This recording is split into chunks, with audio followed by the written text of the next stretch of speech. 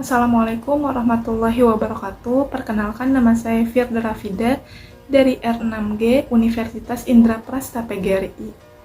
Di sini saya ingin mempresentasikan sebuah materi yang berjudul Tahapan Menulis Kreatif. Tahapan menulis kreatif yang paling baik adalah komitmen dan konsistensi menulis untuk menuntaskan karya kreatif yang sudah mulai ditulis.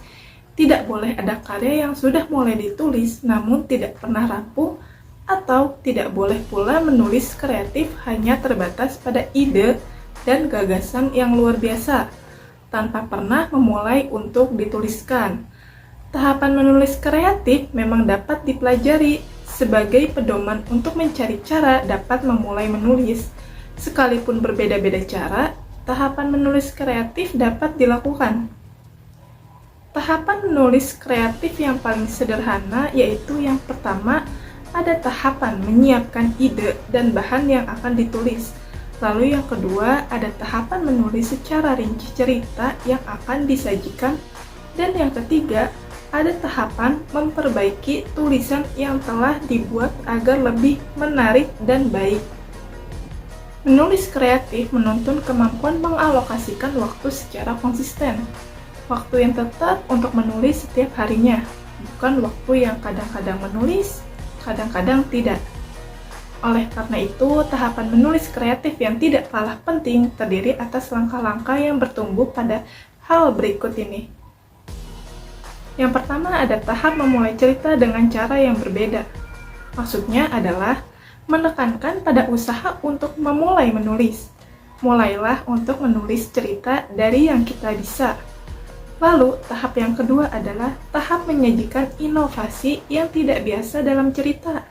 Maksudnya, tahapan ini adalah mengacu pada kekuatan inovasi atau elemen baru untuk memperkaya cerita. Inovasi yang tidak biasa bisa jadi melawan arus pada pikiran kebanyakan orang untuk meningkatkan tensi cerita. Nah, ini bisa berwujud konflik atau dialog antar tokoh yang tidak lazim. Lalu, tahapan yang ketiga adalah tahap melengkapi cerita yang kurang. Tahap ini bertumpu pada upaya melengkapi cerita yang telah disusun sebelumnya. Kemungkinan ada bagian cerita yang masih belum lengkap atau menggantung sehingga butuh diselaraskan dengan penggalan-penggalan cerita baru yang disisipkan. Tahap yang dilakukan setelah membaca ulang dari cerita yang sudah dibuat sebelumnya. Lalu yang keempat, ada tahap menghimpun cerita yang masih berserakan atau masih berantakan. Tahap ini menekankan pada perpaduan cerita satu dengan cerita yang lainnya, yang mungkin saja saling berhubungan namun dipisahkan oleh cerita lain. Lalu ada tahap yang kelima, yaitu tahap menguraikan cerita secara utuh. Tahap ini menekankan pada penguraian jalan cerita atau alur secara utuh.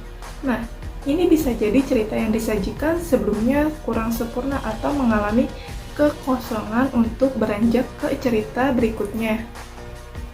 Langkah ini difokuskan untuk menjaga kesatuan jalan cerita agar tetap terpelihara dengan baik. Lalu yang keenam, ada tahap mengakhiri cerita dengan menarik. Tahap ini mengacu pada penyelesaian cerita dengan tuntas. Setiap cerita pasti akan berakhir dan dibutuhkan cara mengakhirinya dengan menarik.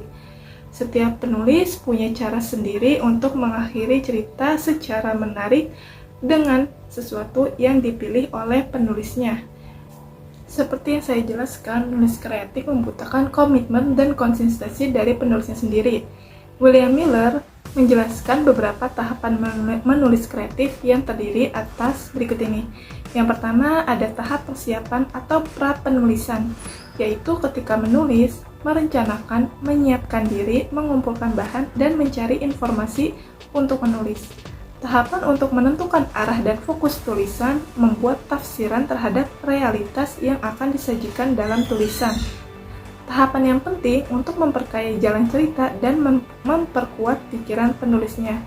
Lalu, tahap yang kedua ada tahap inkubasi, yaitu ketika penulisan memproses ide dan bahan tulisan yang dimiliki untuk dijadikan jalan cerita, menentukan konflik dan penyelesaian cerita.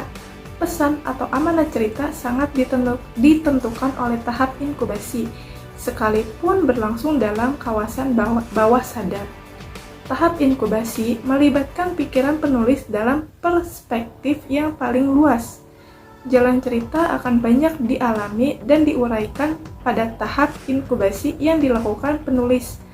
Tahap kegelisahan penulis. Lalu yang ketiga ada tahap iluminasi, yaitu ketika penulis mampu menambahkan dan memperbanyak inspirasi dalam menulis. Ide dan gagasan dapat datang belakangan atau tiba-tiba. Maka, iluminasi penulis menjadi wadah untuk menampungnya sehingga dapat diwujudkan ke dalam alur cerita yang lebih menarik. Lalu, ada tahap yang keempat, yaitu tahap verifikasi atau evaluasi, yaitu ketika penulis melakukan pengecekan kembali terhadap jalan cerita, memeriksa kembali tulisan yang sudah ada. Mungkin ada bagian cerita yang tidak perlu atau mungkin ditambahkan untuk membentuk nilai estetika cerita. Tahap ini membutuhkan kreativitas tinggi seorang penulis untuk menyempurnakan cerita agar lebih baik dan menarik. Lalu yang kelima ada tahap publikasi, yaitu ketika penulis telah selesai menulis cerita yang secara utuh pantas untuk dipublikasikan atau di-share, tulisan yang baik dan menarik sebagai layak atau dipublikasikannya. Jangan takut untuk mempublikasikan karya yang sudah diselesaikan. Selain tahapan menulis, dalam menulis kreatif itu ada yang namanya teknik 4P. Teknik 4P ini yang pertama ada tahap pemunculan ide. Tahap untuk mengenali bagaimana ide dapat muncul dalam diri penulisnya. Ide ini sering muncul di sembarang tempat dan tanpa mengenal waktu. Ide muncul secara selintas, seketika dan cepat hilang lagi. Ide juga berkaitan dengan pengalaman pengetahuan penulisnya. Di samping kemunculannya dapat dirangsang. Untuk itu, seorang penulis harus cepat mencatat ide yang muncul agar dapat menjadi bahan yang dapat memperkaya tulisan. Jika ada penulis kekurangan ide, itu karena ia tidak optimal dalam memperlakukan ide yang muncul. Lalu yang kedua ada tahap pengembangan ide. Tahap untuk menambahkan atau mengembangkan ide-ide yang sudah ada sebelumnya. Ide yang muncul seringkali tidak lengkap, tidak utuh sehingga perlu siapa, kenapa dikembangkan lebih lanjut. Ide pada dasarnya dapat ditambahkan dengan cara memerinci secara detail tentang apa, mengapa, dan bagaimana. Banyak membaca dan memperluas pengalaman juang menjadi cara untuk mengembangkan ide tulisan, di samping melakukan perenungan atau diskusi bersama teman sebaya atau teman di sekitar kita. Lalu yang ketiga ada tahap pelahiran ide. Tahap untuk merenungkan ide ke dalam bentuk tulisan, mulailah untuk menulis. Ide yang baik adalah ide yang segera dituliskan, bukan ide yang dikumpulkan tanpa mau dituliskan. Berani untuk menulis menjadi kunci utama pelahiran ide. Namun, kendalanya, penulis seringkali terhambat oleh kosakata yang kurang diksi yang tidak memadai, kesulitan dalam merangkai kata, atau kendala psikologis karena penulis merasa takut atau malu untuk membuat tulisan sehingga menyebabkan pelahiran ide menjadi tidak lancar atau tidak mengalir. Lalu, teknik yang terakhir ada tahap penyempurnaan ide. Tahap untuk menyempurnakan tulisan yang sudah dibuat biasanya ide bersifat tidak utuh dan kurang sempurna, maka diperlukan upaya untuk membaca kembali agar lebih sempurna. Ide juga seringkali mengalami perubahan dan pengembangan yang perlu diakomodir oleh penulisnya. Penyempurnaan ide juga dapat dilakukan secara langsung oleh penulis atau tidak langsung, baik sekali atau berulang-ulang. Selanjutnya, saya akan menjelaskan tahapan menulis dengan menggunakan teknik ATM yang mempunyai singkatan, yaitu amati, tiru, dan modifikasi. Yang pertama yaitu amati. Proses amati ini atau mengamati, maksudnya sebelum kita menulis, untuk memulai untuk menulis, kita perlu mengamati karya-karya dari para novelis atau penulis yang memiliki pengalaman dalam menulis kreatif ini. Karena pastikan sebelum kita membuat tulisan yang kreatif, terkadang bingung harus memulainya dari mana. Nah, dengan kita Mengamati penulis yang mempunyai karya yang bagus ini bisa menjadi patokan kita dalam mengawali sebuah tulisan.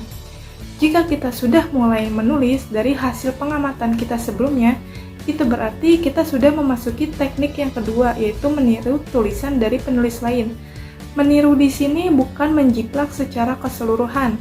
Meniru di sini mungkin itu seperti menirukan tokoh atau genre dari cerita yang sudah kita amati tersebut. Misalnya dari karya yang diamati sebelumnya, itu genrenya memiliki genre komedi romantis. Nah, itu bisa kita tiru. Mungkin di versi penulis yang kita amati, tokoh utamanya berakhir dengan sosok yang disukainya. Sedangkan kita bisa membuatnya berbeda, menjadi tokoh utamanya tidak bersama orang yang disukainya. Atau bisa saja di versi penulis itu, latar waktunya adalah tahun 90-an. Nah, kita bisa mengubah atau menjadi zaman generasi Z. Kesimpulan yang bisa saya ambil dari materi hari ini yaitu dalam menulis kreatif itu kita harus membutuhkan konsistensi yang tinggi. Artinya tidak boleh terkadang-kadang untuk memulai menulis.